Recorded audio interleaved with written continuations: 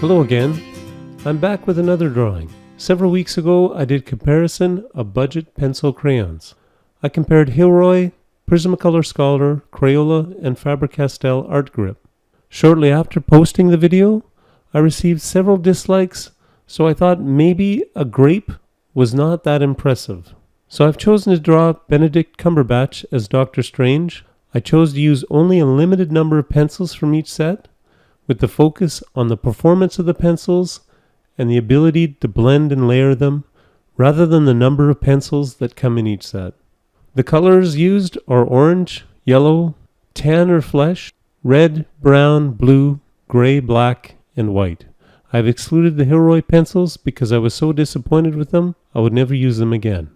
I've started on the upper left-hand side of the drawing with the Crayolas. For $2.50, the Crayolas are the cheapest pencils in the comparison. They have a slightly rough feel when they go on. They're quite durable. The only time I've broken them is while sharpening them. They layer nicely, but they don't always blend that well.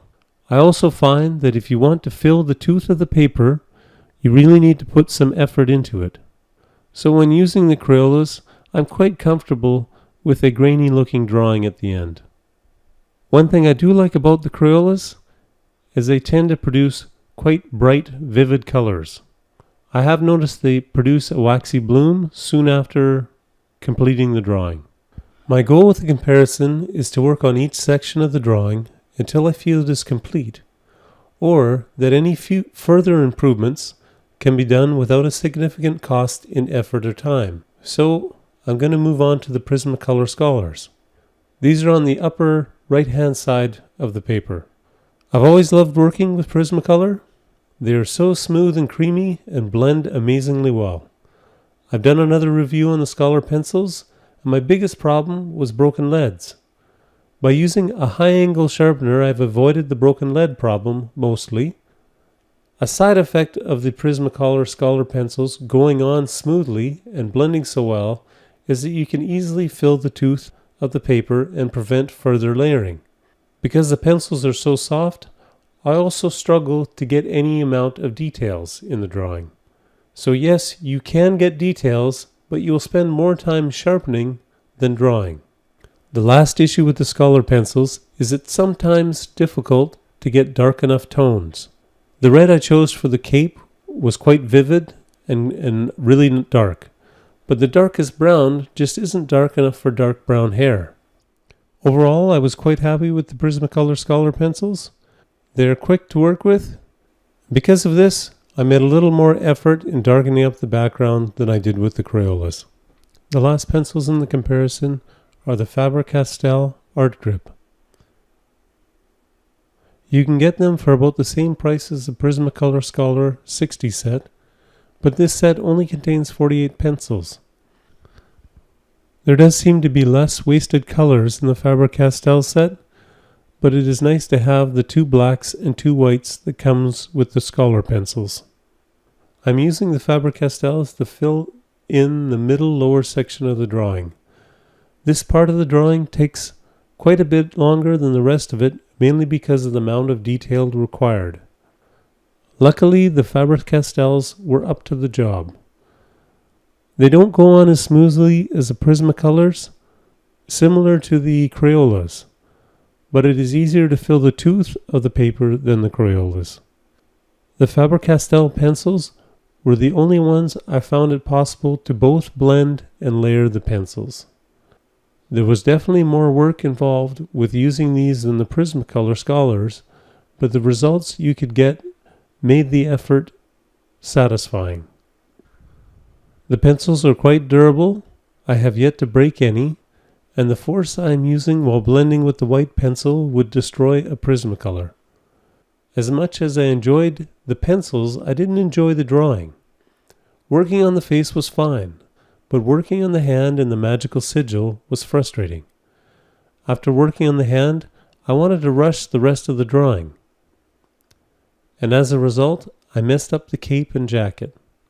Typical of many of my drawings, I either didn't put enough trace lines in, or I rubbed them out with my hand as I drew. As a result, I had to freehand some parts of the cape and jacket in, and the final results had things lined up quite poorly. Another thing I noticed with the Faber-Castells is that the red pencil didn't have an intense pigment. I've worked with the polychromos pencils and the reds are amazing. I couldn't find a red in this set that was overly impressive.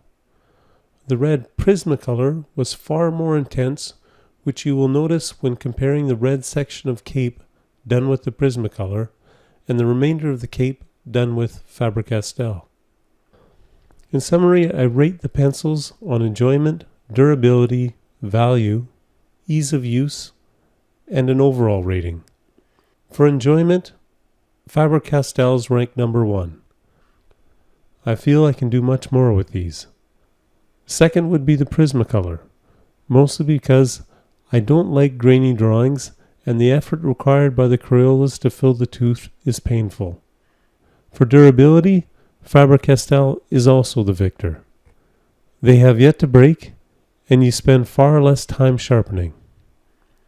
Next would be the Crayolas, which I have broken from time to time, but usually while sharpening. For value, Crayolas hands down. At $2.50 a box, they are almost giving these things away. Next, however, is a toss-up. Depends on which you like better, the Faber-Castell or the Prismacolor, and what the sale price is. For ease of use, Prismacolor is by far the easier to use of all these pencils. They are so easy to lay down and so easy to blend. For overall rating, I give the Faber-Castells 4 of 5 stars. I don't like their numbering scheme, and I wish they actually labeled the pencils with their colors. The other negative of the Faber-Castells is that some of the colors aren't quite intense enough. For the Prismacolor Scholars, I'd put them at about 3.5 stars.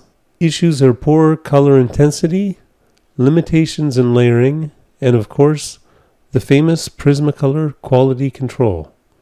Crayola gets 3 of 5 stars. They layer well, they just don't blend that well. The white is almost useless. For the price, the quality and durability is what you would expect. To create good drawings requires a strong hand and some patience, and your final result will suffer badly from wax bloom. I have seen the film. I thought it was okay. My main problem with it is that I'm so used to seeing Benedict Cumberbatch as Sherlock Holmes, it's hard to picture him as anything else now. That's all for now. I hope you enjoyed the video, and hopefully I'll be back in a few more weeks.